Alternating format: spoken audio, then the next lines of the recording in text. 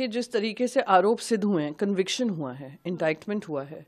काश अगर हमारी खुद की इन्वेस्टिगेटिव एजेंसीज जब इस तरीके की रिपोर्ट सामने आई थी उस पर इन्वेस्टिगेशन करते, फ्री एंड फेयर मैनर में करते हैं। एक जो कॉर्पोरेट गवर्नेंस की बात करते हैं, कॉर्पोरेट रिस्पॉन्सिबिलिटी की बात करते हैं, कॉर्पोरेट अकाउंटेबिलिटी की बात करते हैं, उसको ध्यान में रखकर अगर इंडस्ट्रियलिस्ट पे कोई कार्रवाई इन द सेंस कि उनसे कहें नियम कानूनों का पालन करें, पर हमने देखा कैसे एजेंसीज भी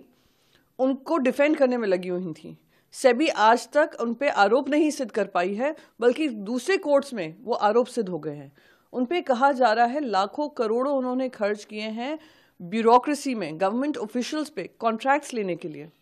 सोलर पावर कॉन्ट्रैक्ट्स लिया, और वो उन्होंने इन्वेस्टर्स को, यूएस इन्वेस्टर्स में जो बॉन्ड्स थे जिससे वो पैसा कलेक्ट कर रहे थे, उन्होंने उसको रिवील नहीं किया है। ये अगर अदानी पे इस तरीके के गंभीर आरोप लगते हैं और इंडाइटमेंट होता है, ये हमारे देश के लिए,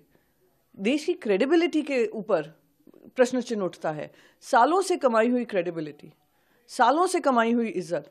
एक इंडस्ट्रियलिस्ट की वजह से गवा देना, मैं मानती हूँ बहुत ही दुर्भाग्यपूर्ण है। इंडस्ट्रियलिस्ट बड़े, इंडस्ट्रियलिस्ट विकास करें, इंडिया की प्रगति में उनका योगदान रहे, पर इस तरीके से